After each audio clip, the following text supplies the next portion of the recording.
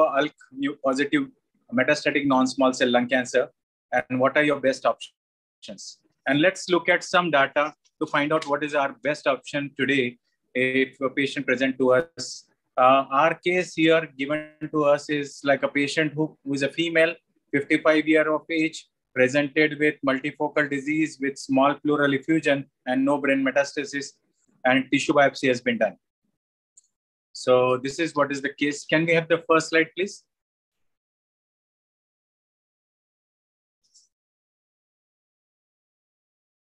So this biopsy was an adenocarcinoma and ALK positive.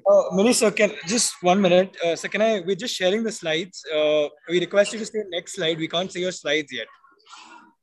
So we'll just be sharing the slides. Okay, no problem. And so once you can, when you want to move to the next slide, you just say next slide, we'll move to the next slide. Yeah, fine. No problem. Thank you. Thank you, sir.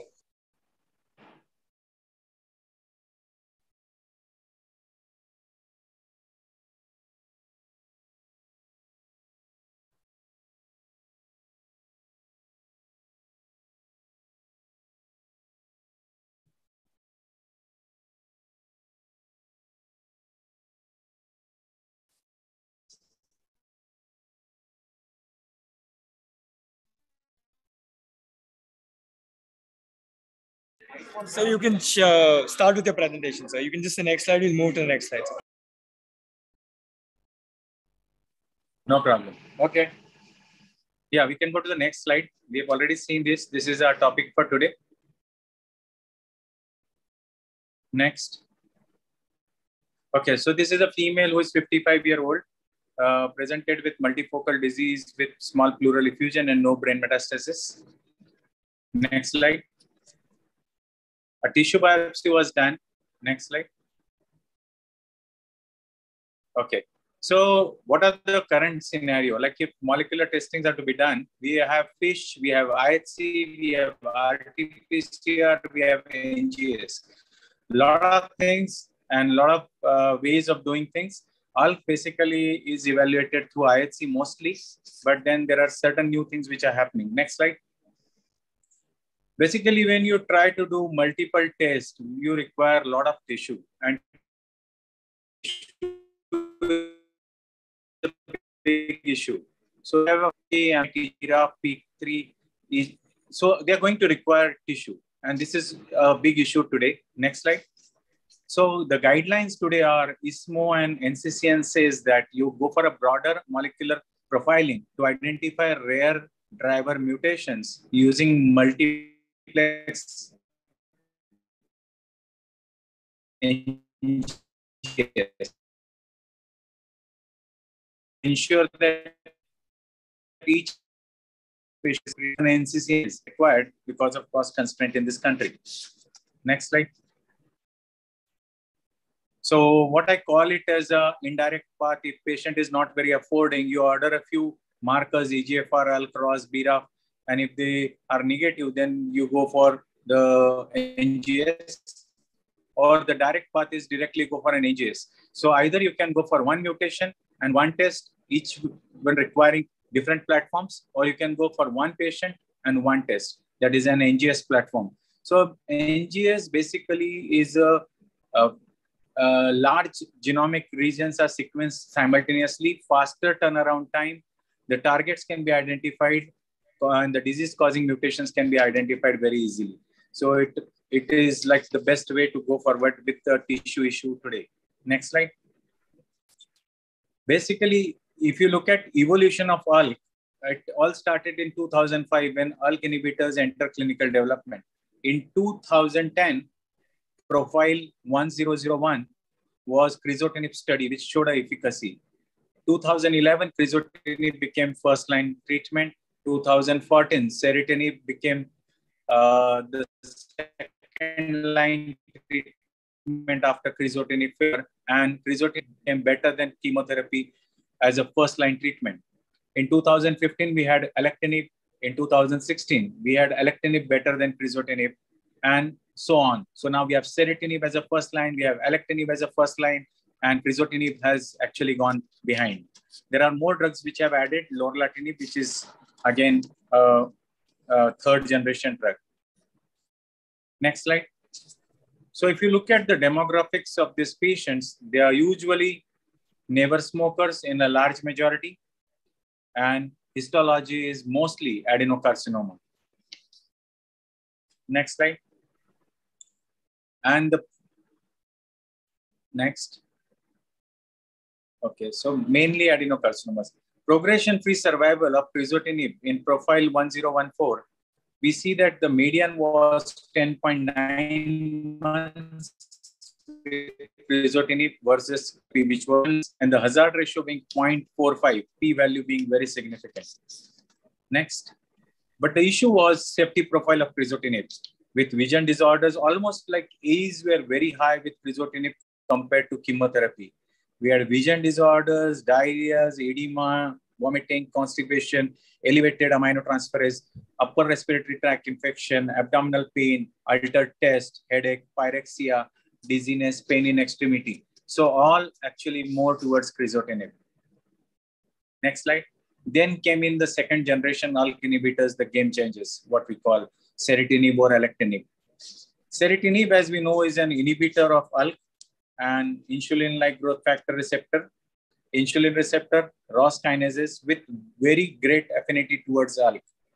It has been shown to inhibit autophosphorylation of ALK, ALK-mediated phosphorylation of downstream signaling, protein STAT3, proliferation of ALK-dependent cancer cells in vitro and vivo. And next slide. And this is 20-fold more potent than crizotinib in enzymatic cases. It has got a longer duration of response than crizotinib. So we have a more potent, more better affinity, higher affinity drug. And let's see how it scores over the previous drug. Next slide. So to understand ALK positive patients, 70% of them will not have brain metastasis. So 31% of patients will have brain metastasis at presentation. Next slide. Ceritinib achieves a better progression-free survival in patients with or without brain metastasis. Now, if there are no brain metastasis, you have a 26 months median survival compared to chemotherapy, which is 8.3 months. And with brain metastasis, it is 10.7 months versus 6.7 months. So it is better in both arms. Next slide. So if you look at the ASCEND-4 Asian patient subgroup analysis, we see that ceritinib, which was given at 750 milligram versus chemotherapy, the median survival was 26.3, and there was a 34% reduction of progression or death. Next. So again, if you look at with brain metastasis, 10.7 versus 6.7, and without brain metastasis, 26.3 versus 8.3. So ceritinib achieved a better progression-free survival versus chemotherapy in patients with or without brain metastasis. Next. Brain metastases are common in ALK rearrangements, particularly if you look at first generation ALK inhibitors. So most of these patients,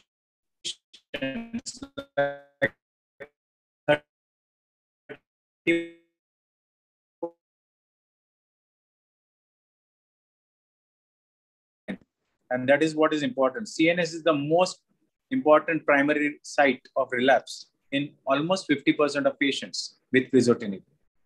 Next generation ALK inhibitors with increased blood-brain barrier penetration is definitely something what we are looking at in this kind of scenario. Next. So if you look at ceritinib versus chemotherapy, the overall intracranial response rate was 72.7% versus 27.3% with chemotherapy. And the intraclinical benefit ratio or rate was definitely better, 86% versus 50% in ceritinib arm. So this was something very important. And the duration of response, of intracranial response, was also significantly improved. Next. So as we see from the ASCEND-4 data, ceritinib achieved a higher overall response rate and a disease control rate Basically, disease control rate was CR, PR, and stable disease. And overall response rate was CR and PR. And it also achieved a better intracranial disease control rate. So all these things was achieved better with Ceritinib. Next. Ceritinib significantly improved the quality of life, prolonged the time to deterioration of lung cancer specific symptoms compared to chemotherapy. So if you look at dyspnea, pain in chest, pain in shoulder, pain in parts, coughing, sore throat, dysphagia, peripheral neuropathy, alopecia, hemoptysis, all were better with Ceritinib compared to chemotherapy. So quality of life was better, responses were better. Next slide. This is a very busy slide, but the important highlight here are a few.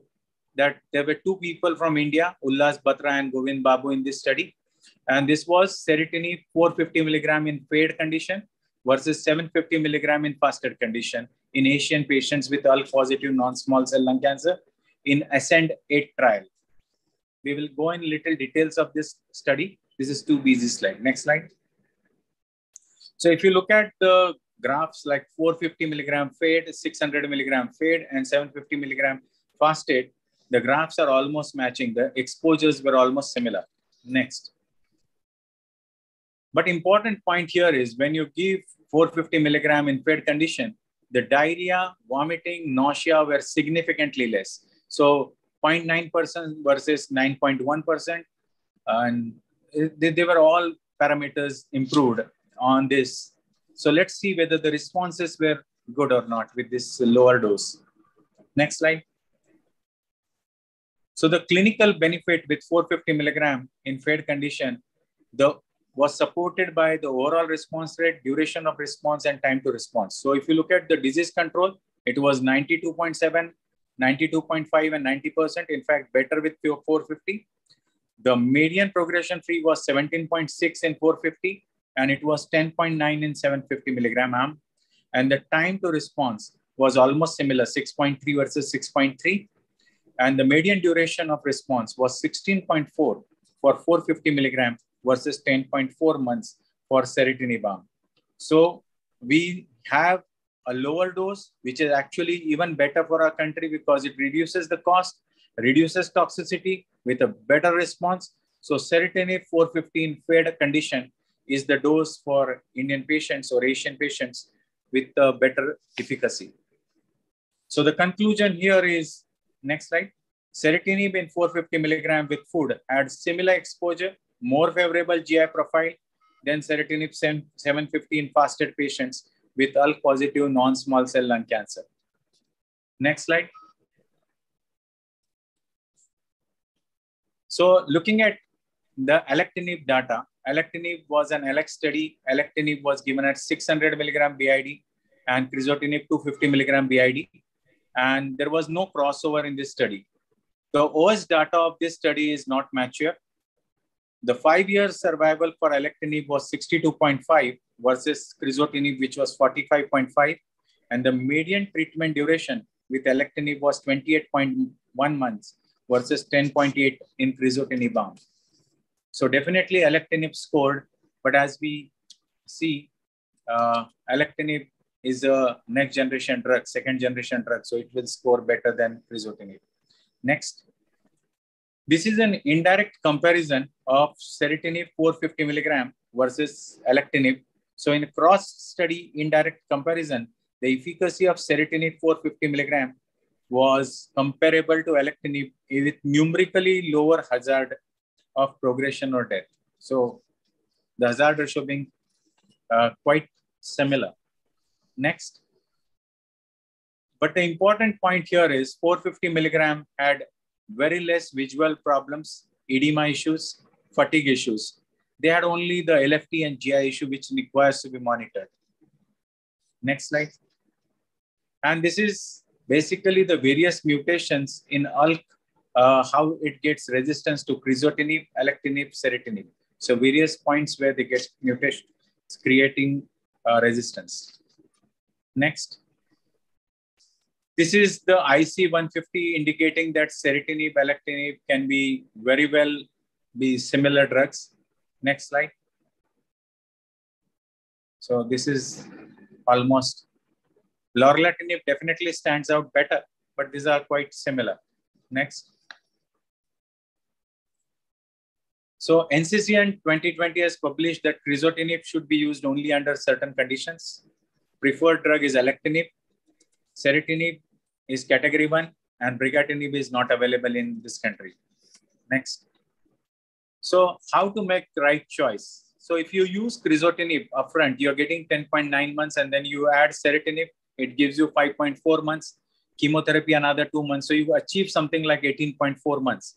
But in case you start with ceritinib first, you get 26.3 months, and then you give chemotherapy, you get 28 months. And supposing you give ceritinib followed by alectinib, so you achieve almost 36 months. So this is the best strategy as of today, which can reduce down your cost. Alectinib directly can achieve 34 months, but then there is a significant cost which gets involved into it. Next.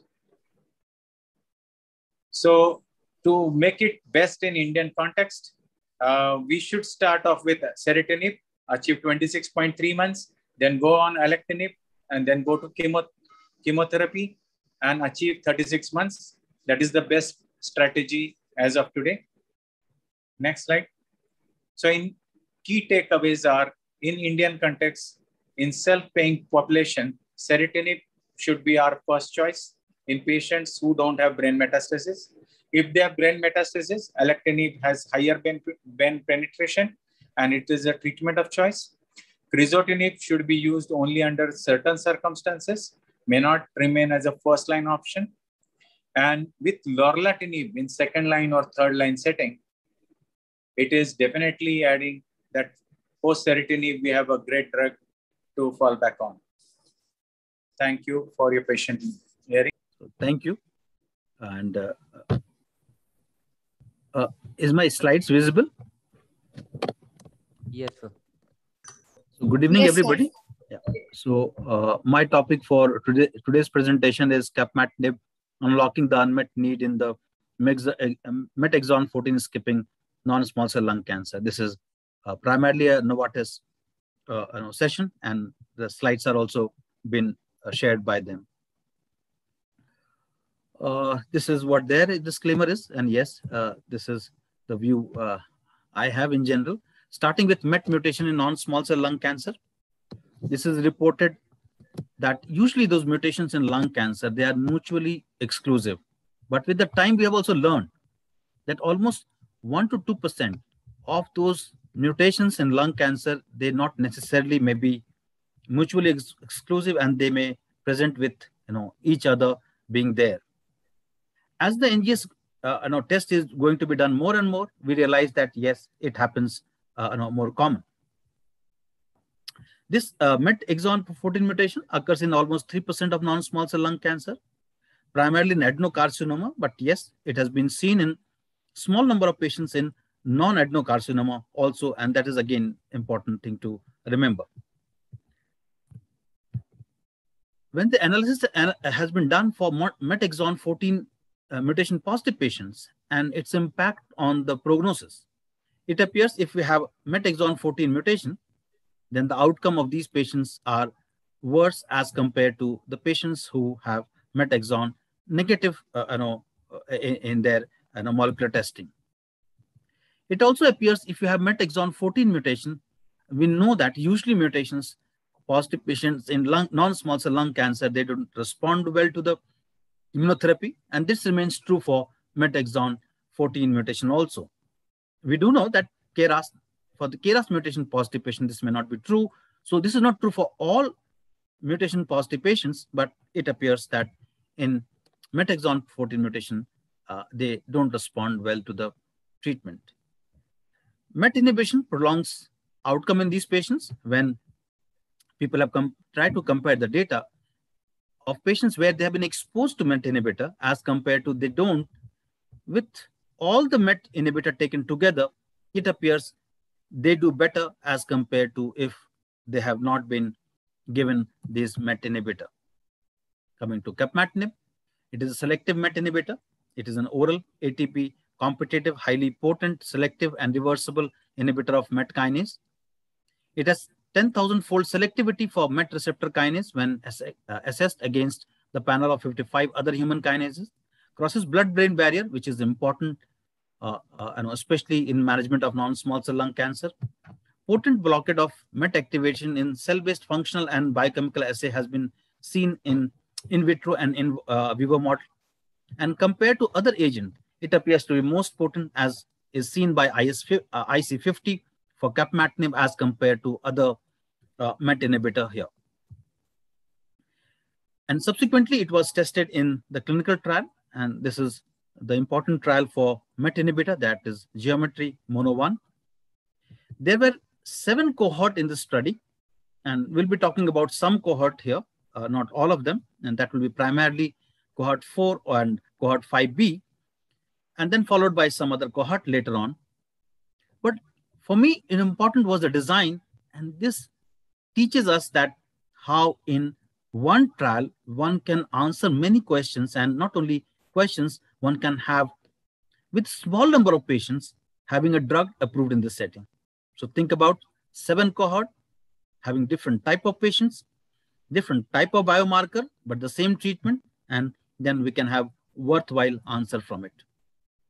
The primary objective was to demonstrate anti-tumor activity that was primarily based on overall response rate. Key secondary objective was duration of response. We want to know in the modern days that how longer the responses are, because we see far longer responses than what we have seen around 15 years and 20 years back. We did have other secondary objective like evaluation of anti-tumor efficacy endpoint in capmatinib, like time to response, disease control rate, PFS. They also had a secondary objective for overall survival, and we'll be showing some data about it, and also the side effects. And they also did PK analysis. Starting with the cohort 4 and cohort 5B data, which I said we'll be discussing in primarily. These were the cohort of patients which were included. The median age was around 70. The females were around 58% and 64% in these 2 cohorts respectively. Primarily, PS 0 and 1. Smoking history, good number of patients, they were ex-smoker, almost 40%. Histology-wise, you had around 8% patients who were squamous cell carcinoma, suggesting that don't forget these mutations when you look the patients with histopathology of squamous cell carcinoma. Brain mets, almost 15% and 10% respectively had brain mets in these patients.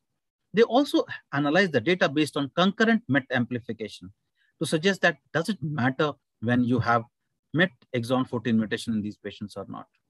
Prior line of therapy, majority of the patients, they had at least 1 line of therapy, but good number of patients, they had 2 or more line of therapy. It included chemotherapy of various types in these patients, including immunotherapy, and some received targeted therapy also. Clinically meaningful response were observed in pretreated, that is cohort 4 patients. And as what we can see, that response rate was around 40% in these patients. And for me, other important aspect was only less than 10% of the patient had a progressive disease. So majority of the patient, they did have control of disease, which was important. And yes, as per RECIST criteria, almost 40% of the patient who had previous treatment, they responded. If we take the patient who are treatment naive, then it appears that almost more than 60% of the patient, they have responses as per RECIST criteria. And for me, more important is that if you see the progressive disease, it drops down to around 3% or 3.6%, suggesting that if we use this drug in the first line setting, at the first assessment, less than 4% of the patients, they have a progressive disease, and suggesting the efficacy in the first line setting in these patients. Showing the same thing in waterfall plot. And I always say that once we see this waterfall plot like this, you know that this drug is going to get into the market, where you do have majority of the patient on the majority of the patients on the downside of the graph as compared to hardly any on the top side. Median duration of response, 9.7 months in cohort 4, that is a treatment pre-treated patient, and 12.6 months in cohort 5B in treatment naive patient. If I can bring out the comparison of this data as compared to what we have seen in first generation TKIs in an EGFR mutation positive patient, Then the median PFS in these patients, if we take gefitinib, if you remember, used to be around 9 months odd, highlighting the importance of this drug in first-line setting when it was used in these patients. If we take the cohort 4 and B and the PFS, progression-free survival as per BIRC, then again, you have a similar data here suggesting that it works in this setting. This is the swimmer plot. What it suggests, how long the responses remain. It appears that in good number of patients, the responses can be prolonged in these patients. This is again geometry study for cohort 4 and 5 and their activity in CNS metastatic disease. It appears that almost more than half of the patient, we do have intracranial responses where the tumor shrinks in these patients. And again, comparing this data to first generation TKI in ALK and EGFR, then it appears this is significant and it is reassuring. This data about if we have the MET amplification, which is there concurrent with these patients and the various type of MET mutation which is present, it appears that capmatinib has an activity in these patients once they have MET exon 14 different type of mutations and if the amplification exists in them. Coming to capmatinib in MET exon 14 mutated advanced non-small cell lung cancer, that is the updated results from geometry mono-1 study. And what we see here for the same, what I showed you earlier, the data stands there where it was, what we see earlier, that if we have those treatment-naive patients, the responses are in the excess of 60% in these patients when they are treatment-naive, as can be seen in cohort 5B and cohort 7, which was the expanded program for the patient who had treatment-naive tumor. If we take the cohort 4 and cohort 6, which were again the not treatment-naive patient, the responses are maintained what we had seen earlier. Duration of no responses and progression-free survival in these patients, it appears similar to what we have seen in the earlier result. So it looks like updated data, we have a similar result. This was something was reassuring in this updated data. And what we can see here, that median overall survival in these patients in cohort 5B, that is a treatment-naive patient, is around 20 months. Again, highlighting that this is similar to what we have seen, the median survival of patients of EGFR mutation positive patients when they were treated with first generation TKI in this group of patients. And then the pre-treated patient, the median survival was 13.6 months, highlighting that they had a meaningful activity. Another way of looking for this data is that if we see at 24 months, that is around 2 years, almost more than 40% of the patients, they had survived. Sure, we'll be looking closely about, do we get some more long-term survival for these patients or not as the time goes by in these group of patients. Coming to side effects, peripheral edema, gastrointestinal symptoms, and increased blood creatinine were the most significant adverse event, which we should be concerned about. Otherwise, usually the drug is well tolerated. In conclusion, the preliminary efficacy of expansion cohort 7 are comparable to what we have seen with cohort 5B. In pre-treated patient, overall response rate of around 50% is similar to what we have seen around 40.6%, earlier in the cohort 4 patients. There were clinically meaningful overall survival in first-line treatment and also in the second-line treatment in these patients. The safety profile of capmatinib remained unchanged as compared to what we had seen with earlier data, and some side effects we learned to manage as we treat these patients. Thank you. Thank you so much.